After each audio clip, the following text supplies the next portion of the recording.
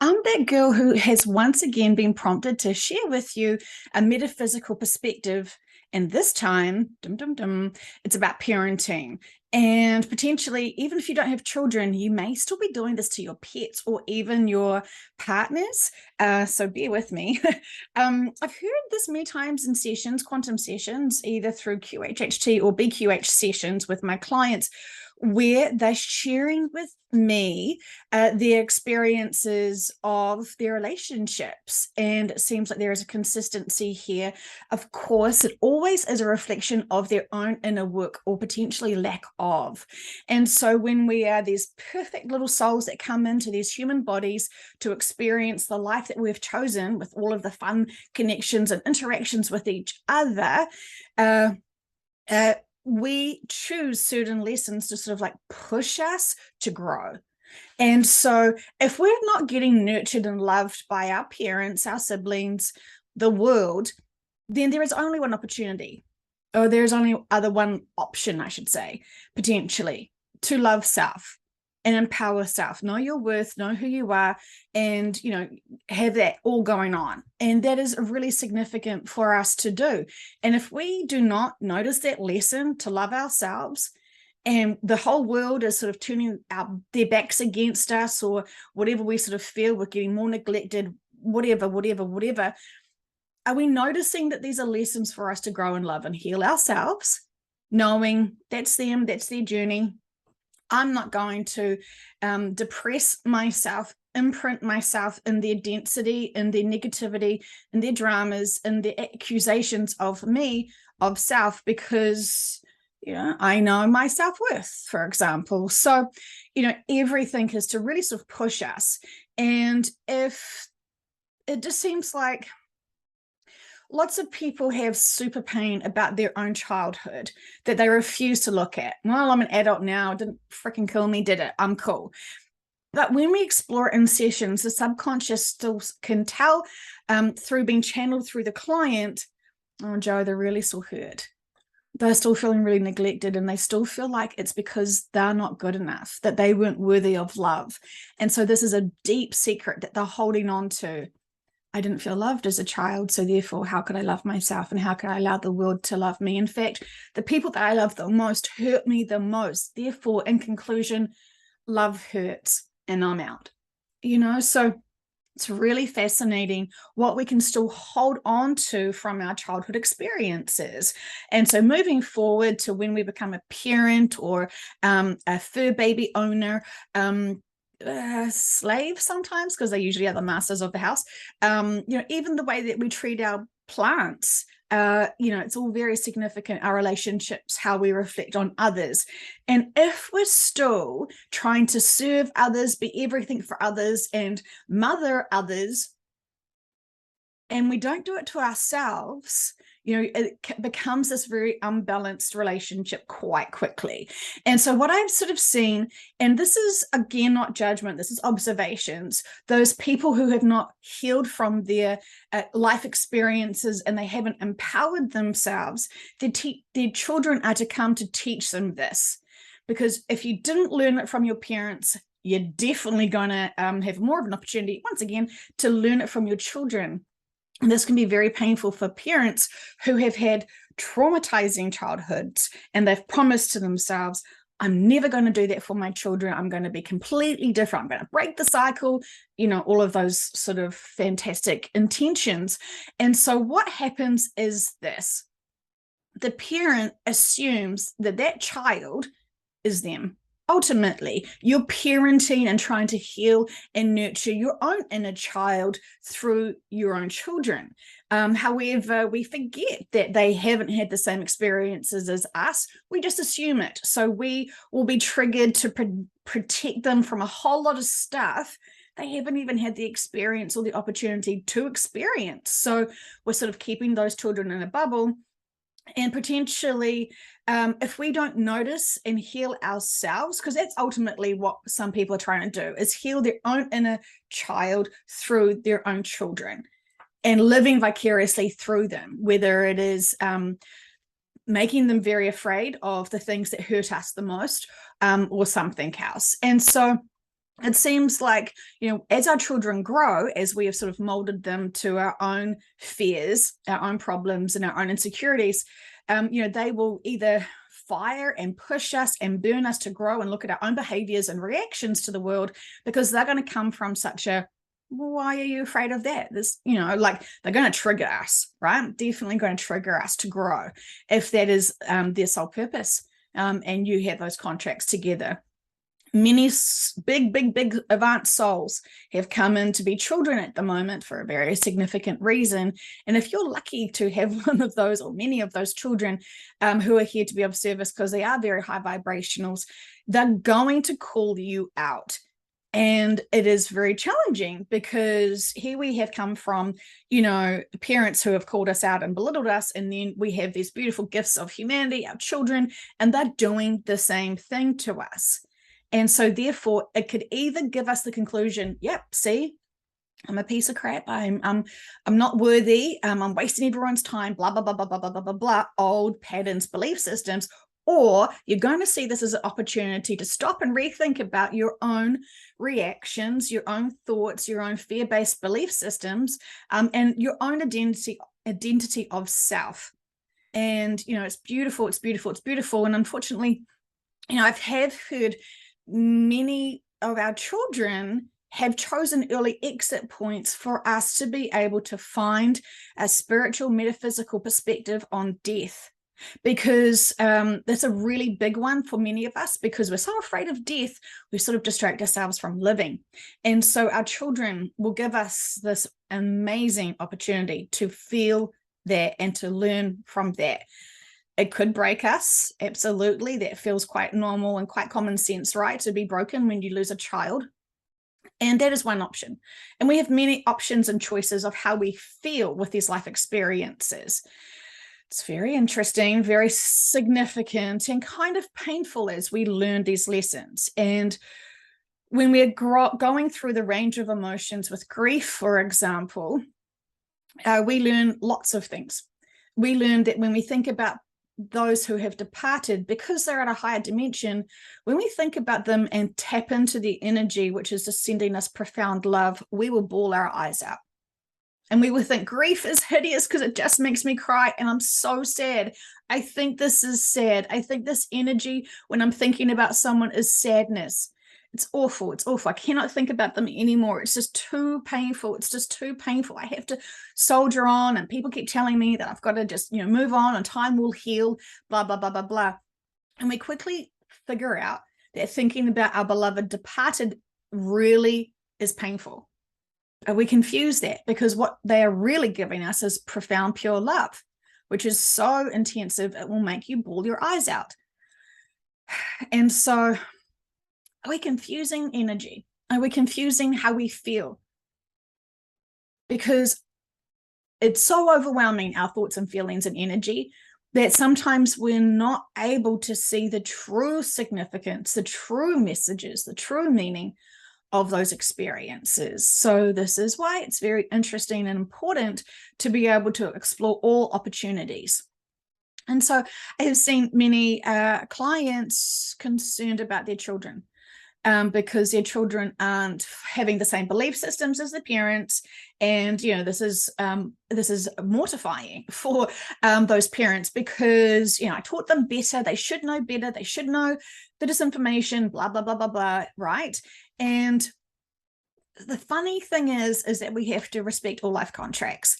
And there are definitely some advanced souls here that have do not awaken signs on their soul contracts, because they do not want to feel and know about all the stuff that's going on. It will be very distracting for them. They have done this many times. I've helped the planets many times in this state of where the planet is in now. And so they know that they get distracted, and it's too draining to awaken people.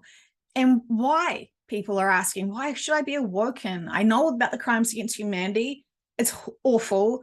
Why should I know this? This is the worst thing ever to know this, because no one around me knows about this. And so when we ask in the sessions and the client channels their subconscious, their main guide, Bobby, whomever they want to refer themselves to, they will say, it's not just about the crimes against humanity. You have to understand the real purpose and reason why the Grand Awakening, why all of these disclosures are happening. And that's just a journey to figure out about the crimes against humanity is just one part of it. And as we know what's going to happen to this planet and what's going to happen to humanity, it's quite big. And you can't sort of go from just being in 3D to then just 5D and be able to be all cool with that.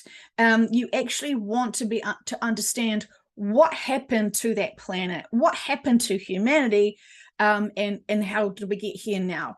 And it seems like a lot of light workers, a lot of really intuitive people, whatever we want to call them, add the labels in here, they know something is not right here, and they may not be able to figure out everything, and they may be getting stuck in some details of the awakening, and they're desperately trying to figure out what.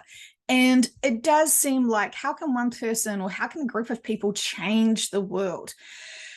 That puts a lot of pressure and weight on people when they think that it's up to them to have this responsibility. But from my understanding from doing all these sessions, they keep reminding us it's not our responsibility for what's coming and what has to happen and what will occur, but we have to understand the next step. Because the Grand Awakening is not just knowing about the crimes against humanity. That is just one little piece of the pie.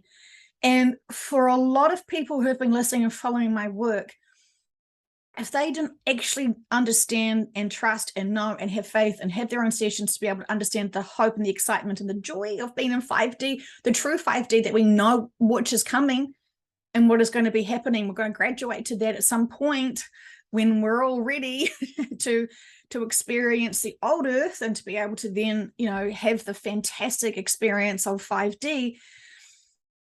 If you didn't know about 5D, or if you believed a whole lot of bullshit garbage that's out there on the internet about being in 5D now, you'd think, is this it? Is this 5D? This doesn't feel like jazz hands and fantastic. This feels like 3D. And it's not that fun because it's so dense. If you're honest about yourself and your connections to this planet and connections to others, you know it's dense. It cannot possibly be 5D. But lots of people want to fake it until they make it in the spiritual world and drag a whole lot of trustworthy people along with them on their financial journey. That's all free will and all. But when you do your own sessions and you channel your own information about what's coming and why, it actually makes us have inner peace here now. And just realize, okay, this is a journey. This is for those people to have their final wrap-up experiences in this lifetime on this planet, because we know what's to come. And if you didn't know what was to come, it would just feel like, oh, this is bloody hopeless. What the heck am I here for? This is quite torturous. This feels very pointless, blah, blah, blah, blah, blah, blah, blah, blah, blah. When you fully awaken to the agendas of humanity and what they're experiencing, it's to awaken people. And I know lots of people say, oh, the high dimensional beings can't possibly know what's happening on Earth. This is a shit show. This is hell. This is whatever, right? Be victim. And that's one perspective, and it's a very low vibrational one, but, free will and all. But it seems like our teams, our collectives, whatever you want to call them, are saying to us very loudly, if you didn't know this information and you didn't know the step next, many would just be trying to, you would not be able to raise your frequency vibrations. You would just feel like this is hopeless. Next lifetime, please. And try to have exit points upon exit points upon exit points and upon exit points. And this is very challenging for our teams because they know that you promised to come down here and raise vibrations and be loving to everyone, including yourselves, and understanding all of the childhood experiences and the teenage years was all to empower yourself. To know that lying to others is very low vibrational. To know that misguiding people and manipulating people, tricking people, blah, blah, blah, blah, blah, blah, blah, is still very low vibrational. So, potentially we've had this full range of experiences. We've either been lied to or lied to others, or a mixture of both, to feel that frequency vibrations, to know the heaviness of it. And this is why it's really important to be able to have a balanced piece. Your mindsets and your heart is in equal balance. And so you live your life through, does that feel heavy or does it feel lighter for me? And so it's not cheating to have a very high frequency vibrational outlook on life with a higher perspective, to understand what's coming, why it all needs to unfold as it is, and, jazz hands, and trying to keep our inner peace to know that there is no one here on earth that we really, really, really can hate. Those souls that have come to be the bad guys, this is a big play for them, as it is for us. And you need to have sort of the villains to be able to create potentially the heroes and the awakening and all of this stuff. It is very significant. And if you are not believing that there isn't good, if you're not believing that there is not an evil person on this planet, and you're pretty sure who is evil and corrupt and horrible and trying to kill everyone off and blah, blah, blah, blah, blah. And that's one perspective. Definitely go with your list of people you hate and channel the information from yourself and get the practitioner to ask. Subconscious, she wants to know if she can hate Aunt Betty because she's a real cunt sometimes, because she, puts sugar in the tea, blah, blah, blah, or whatever, right? You're allowed to hate people. You can use your free will. Potentially it's really low. It's bottoming out your vibrations intensively. And you think that if you hate someone because you feel like it's very justifiable because of the actions that you believe that they're doing and their intentions and agendas, that's one thing. But when you stop and look at that soul's purpose, that soul life contract, you may discover something else. And that something else, and the answers and the perspective from channeling your higher self or your subconscious or whomever you feel like you need to have a conversation with, to feel the energy, to be able to tell you the true tea about Aunt Betty, who actually is to teach you, to say, no, thank you, Aunt Betty, before she makes that cup of tea. No sugar for me. It's the devil. I know it's going to swell my brain and make me feel like shit. So there's that. So, I know lots of people are saying, oh, Jo, I know that we're all one, and I know that love is the key, and I know that I shouldn't be afraid, but I'm going to definitely hate a lot of politicians because they're the worst. They're the worst. Obviously, that's the problem for humanity. Well, if there is no good and there is no bad, is there truly any problems? So again, it's about where are you at with your spiritual maturity to understand that life is a play that we play. Life is a game that we play, as our soul essences have had many different lifetimes on many different planets. And we can fact check that through going and having our own quantum sessions to be able to channel our subconscious again, who knows all the information about our soul's journeys and experiences. While many people are not supposed to experience and have that information, many still are meant to know thyself. And these sessions are the most direct way to do that, because you're not trusting me or your practitioner or some freaking guru who's going to charge you a lot of money and nonsense to be able to tell you about your soul's journey. You know the truth, you know it within you. And when you can channel directly out loud your subconscious's information, accept it, process it, and move on. It's very significant times. And so it's incredible what's to come, and we mustn't lose our balance when we know that this is also to help awaken. And when there is really big stuff happening that is shocking the world, we just think, oh, those people who are just starting to notice the other agendas, oh, that was hard, because we've all experienced it. We've all awoken at some point, and we were kicking and screaming, not wanting to believe the information that was coming out and that we were starting to notice and hear about. And oh my goodness, if this was true, we'd hear it on the news. We've all been there. So there's no point judging, because it's purposeful when people are awoken. And literally their subconscious will say to them, when husbands and wives have sessions with me, for example, and they're desperately wanting to awaken up their partner, and the subconscious says, oh gosh, no, not yet. Oh, you're a little bit eager. Don't be premature with this. Is that the right word? No, I'm not too sure if that's right. Anyway, the husband or wife wants desperately their partner to be like for like, so then they can talk about the things. And the subconscious says, no, don't. They cannot be awoken yet. And it's very significant why. And so the subconscious will explain it all to the clients. And it makes so much understanding difference when you realize that sometimes when we're trying to have our spiritual journey with each other, it can limit us. It really is an individual experience, because the more we have to question ourselves, understand these things ourselves, and communicate with ourselves, and actually sort of find what we're interested in, and tuning into the senses of, look at this next, look at that next, see this next, do that next, feel this next, approach this. When we're actually doing our spiritual journey with ourselves, for ourselves, we're not distracted by others. And that's a huge thing. Being distracted by others is really limiting. As much as we love a buddy system and all that sort of stuff, it really stifles people. And they've talked about this many times, about like a two-legged man race, where you know the finishing line, but you easily can get out of pace and balance accidentally, while you're trying to run together as fast as you can to win. And so if you're out of alignment with each other, you will fall. Both of you will fall. And this is why friendships, their life contracts kind of merge you in together for that growth, and then sort of push you away to be able to have independent growth. And it's very significant. But we love our friends, and we love our journeys with friends. And so it feels like when we've been pushed away to be able to have a new expansion of growth that's independent, lots of people can really worry about that, and then sort of try to latch onto each other even more tighter. And the subconscious is like trying to cut those energetic cords to be able to force people to grow, because often there is a codependency in someone at some points not growing, and they don't realize. And so, everything's significant and purposeful. But, when we are left without our friend that we thought would always be really close with, we keep wondering why. And I've heard this so many times from people in sessions.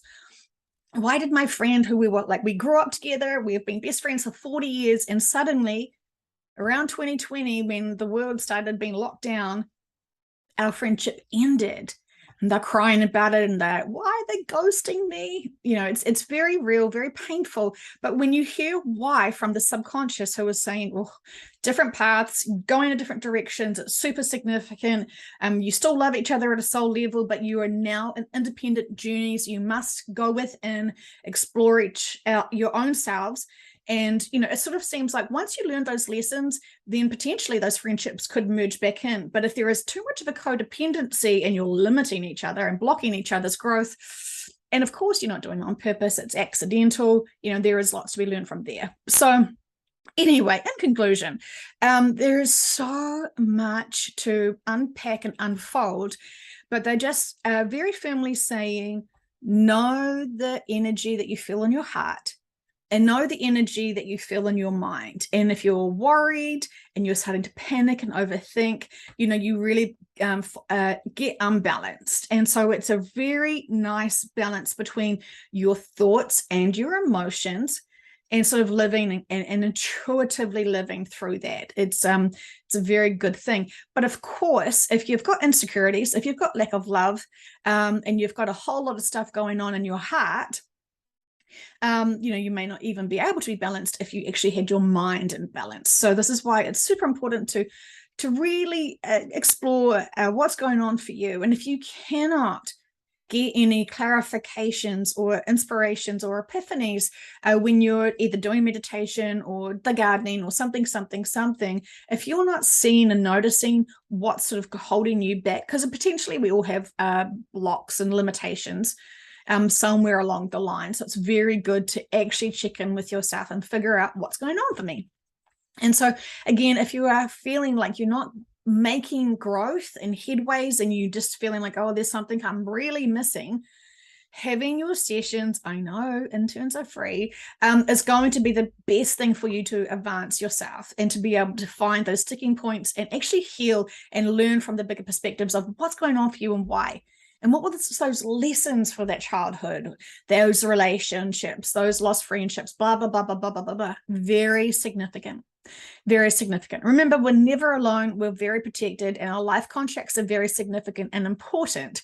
And so our guides are honoring us, honoring our souls and what we asked to have experiences here.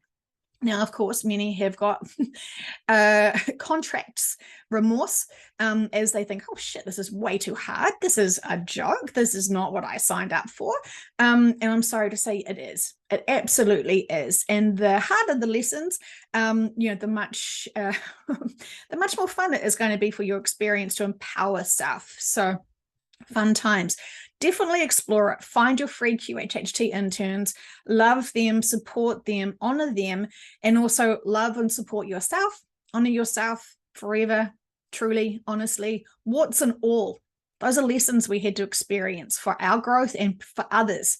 So don't be ashamed and don't be afraid and don't have guilt over parent stuff, because it seems like a lot of people who have been hurt from their childhood, had their own children, helicoptered them, or done whatever, and now they've grown, and now they have leftover parent guilt.